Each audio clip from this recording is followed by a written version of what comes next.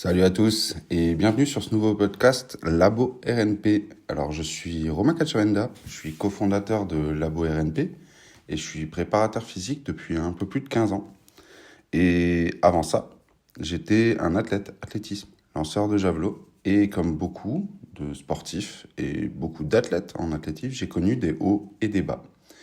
Aujourd'hui, l'idée elle est simple, c'est que je vais vous raconter comment mon propre parcours de sportif qui a été certes semé d'embûches, mais plein d'apprentissage, il a permis et il a planté les graines d'un système d'entraînement qu'on utilise aujourd'hui et dans lequel l'optimisation de la performance passe par la reprogrammation neuroposturale ou RNP. Donc l'objectif ici de ce podcast, Labo RNP. Donc déjà le parcours en tant qu'athlète et en quête de solutions, on va dire. Donc ça a commencé tout simplement sur les pistes d'athlètes en tant que jeune, jeune athlète, catégorie junior, catégorie cadet. J'avais un parcours, on va dire, prometteur. Médaille nationale, performance, médaille internationale même, équipe de France. Tout semblait fonctionner plutôt pas mal. Mais en arrivant chez les seniors, ou plutôt en arrivant à la fac, c'était une toute autre histoire en fait. Malgré les années d'entraînement, parce que j'ai quand même passé des années et des années à m'entraîner pour ça, les résultats en fait n'étaient pas là. Il y avait quelque chose qui bloquait, on va dire, et j'ai plus régressé que progressé. Ou en tout cas, c'est clairement, j'ai régressé. Pendant 2 à 3 ans avant de basculer au rugby et dans d'autres sports, puis de revenir sur l'athlète par la suite. L'idée, elle est simple, c'est que ces moments personnels, ces compétitions où ça passait pas, je pensais avoir tout bien fait, je progressais à l'entraînement, mais en compétition, ça ne passait pas. En théorie, tout était là, en fait. La prépa, le mental, l'envie. Il y avait tout qui était là, mais sur la piste, en fait, ça répondait pas. J'étais frustré et je retournais encore plus à l'entraînement. Et je mettais en avant le physique avant la réflexion sur la technique, sur le transfert. Ces différentes questions, le fait que je sois vraiment moins bon en compétition que plus jeune, c'est cette quête de réponse sur le pourquoi et du comment qui m'a poussé à m'intéresser à ce qu'on peut appeler l'individualisation. Et je voulais comprendre pourquoi certains athlètes, moi inclus en fait, ne parviennent pas à performer malgré tous les efforts du monde et en faisant ce qui paraît comme étant les choses les mieux possibles à l'entraînement. Et c'est cette grande idée qui a été poursuivie et qui est toujours poursuivie de permettre une amélioration de performance significative sur le terrain de pratique pour tous les sportifs. Comprendre qui on a en face de nous en tant qu'individu, en tant que préparateur physique, de manière à ce que tout le monde puisse progresser et qu'on ait des progressions significatives en ciblant le maillon faible.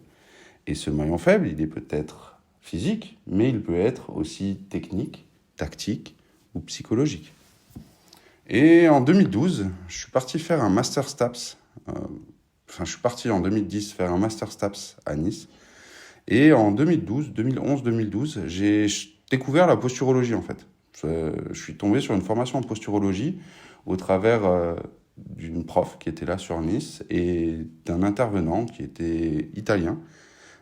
Et j'ai découvert la posturologie à ce moment-là et en fait, ça venait s'additionner à toutes les réflexions que j'avais pu avoir en licence autour de l'individualisation et que mon coach de l'époque m'avait poussé.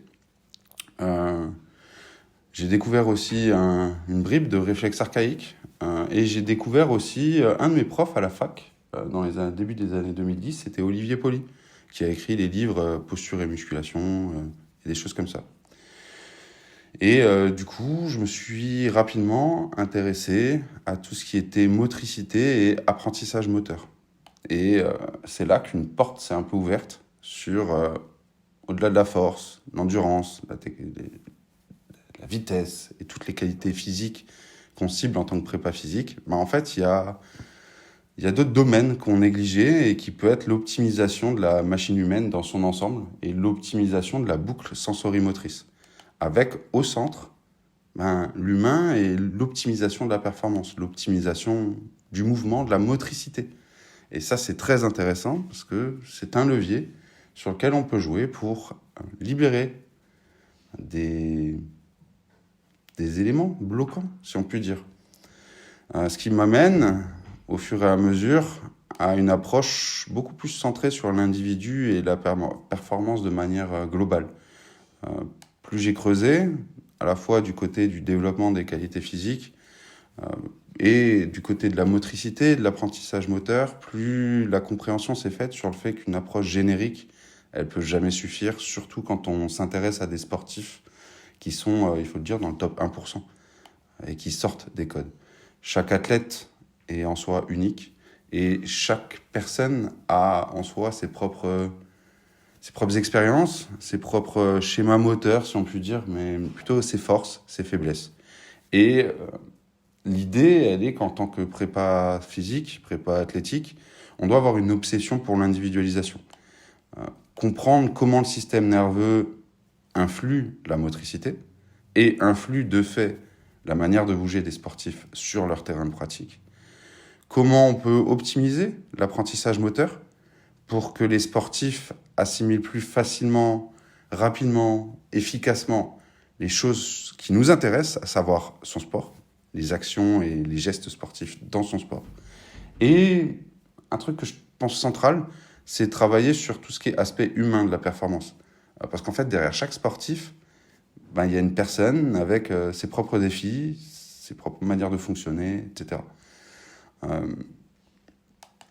Je me rappelle d'un sportif machine de guerre à l'entraînement.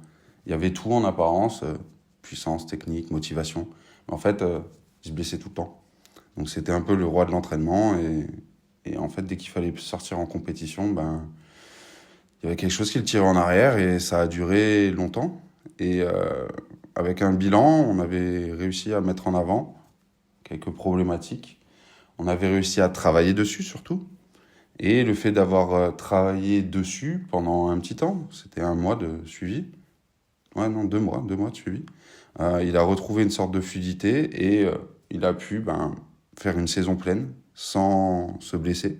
Et ça a été très intéressant parce qu'il est arrivé jusqu'à un record national. Donc, il y a moyen de faire des choses en allant regarder l'humain avec un grand H au sens large et aller pointer du doigt les vrais facteurs limitants du sportif en face de nous. Et en fait, Labo RNP, c'est né de la rencontre de 3 personnes. Donc Sébastien Zimmer, Adrien Chartier et moi-même Romain Cacciavenda, tous 3 préparateurs physiques avec des appétences, chacun pour différentes méthodologies, différentes réflexions. On a mis tout ça ensemble et c'est ainsi que la reprogrammation neuroposturale est née et qu'un bilan est né à l'interface entre les réflexes archaïques, la posturologie, la neurologie fonctionnelle et l'entraînement. Donc les bilans entraînement plutôt du côté raccourcissement musculaire, mobilité, etc. Et c'est un système qu'on a conçu pour être à la fois rapide et précis parce que le bilan se fait en moins de 15 minutes pour détecter des besoins spécifiques de chaque personne en face de nous. Les besoins identifiés autour de la boucle sensorimotrice, attention. Donc je bouge pour percevoir, je perçois pour bouger. Ok, très bien. À quel point est-ce que les sens sont calibrés? Ensuite, donc comme je l'ai dit, c'est à l'interface entre la posturologie, les réflexes archaïques, la neurologie fonctionnelle et l'entraînement. C'est concret, c'est applicable, parce qu'à la suite du bilan, il y a des exercices simples à mettre en place, mais qui sont puissants parce que ciblés pour la personne en face de nous. Et ça s'intègre directement, si vous avez des sportifs, dans l'entraînement, mais ça marche très bien aussi pour monsieur et madame tout le monde, dans le sens où c'est mis en place au départ pour monsieur et madame tout le monde. Ça se met en place le matin, le soir, pendant la journée. C'est des exercices simples, une progression d'exercices qui se construit en fonction des bilans, du bilan de départ puis des bilans intermédiaires et en fonction des progressions de la personne que vous avez en face de vous. Ce qui rend la reprogrammation neuroposturale unique, c'est qu'elle agit, pour moi, sur 3 piliers fondamentaux. La motricité, qui est essentielle pour améliorer le mouvement, la performance. L'apprentissage moteur, qui permet une assimilation rapide et durable des gestes. Et l'optimisation de l'humain, au sens large, parce que chaque détail compte dans la quête d'excellence quand on est prépa athlétique et qu'on cherche à aller vers le haut niveau et que notre mantra, c'est permettre une amélioration de performance significative sur le terrain de pratique. C'est une passion, la préparation athlétique, qui m'est venue de mes déboires personnels en tant que sportif, qui a amené le côté développement des qualités physiques d'un côté, et donc c'est le job du préparateur physique au sens large, avec cette idée de développement des qualités physiques, et l'optimisation du potentiel, avec la reprogrammation neuroposturale, et toute cette idée aussi de transfert des qualités physiques vers le geste sportif. Et ça, j'aimerais le partager avec vous. Bon, pour ceux qui écoutent ce podcast avant le 5 janvier 2025 à 21h, on fait une conférence en ligne qui est gratuite, qui s'appelle le bilan 2.0, où on va décrypter le mouvement grâce aux neurosciences. L'idée de cette conférence est tout simplement de mettre en avant comment analyser les besoins spécifiques des clients et des athlètes au travers du spectre de la boucle sensorimotrice, la boucle perception-action. Les bases qui soutiennent la reprogrammation neuroposturale, des outils pratiques, un peu de pratique également, et une idée toute simple, c'est comment intégrer ces outils dans votre pratique de cabinet, si vous êtes kiné, ou sur le terrain, si vous êtes préparateur physique, dès le lendemain. Les places, elles sont limitées. Vous pouvez vous inscrire au travers du lien qu'il y a dans la description directement. Et pour ceux qui écoutent ce podcast après le 5 janvier, je vous invite tout simplement à vous brancher sur le compte Instagram de Labo RNP, Labo_RNP, et de venir nous écrire en MP en nous disant que vous avez écouté ce podcast et que vous souhaitez éventuellement avoir une introduction offerte. On a ça en stock, une petite introduction d'une demi-heure pour la réflexion qui soutient la reprogrammation neuroposturale. Merci d'avoir pris le temps d'écouter cet épisode. J'espère que mon histoire en tant que professionnel, sportif puis professionnel, résonne éventuellement en vous. Et si, comme moi, vous cherchez des réponses, on a éventuellement des solutions pour optimiser la performance et le potentiel humain. Je vous invite à explorer du coup la reprogrammation neuroposturale avec nous et vous inscrire à la conférence pour venir découvrir une nouvelle manière d'accompagner vos clients ou vos athlètes, vos patients. À très bientôt et souvenez-vous que chaque détail compte quand on vise l'excellence.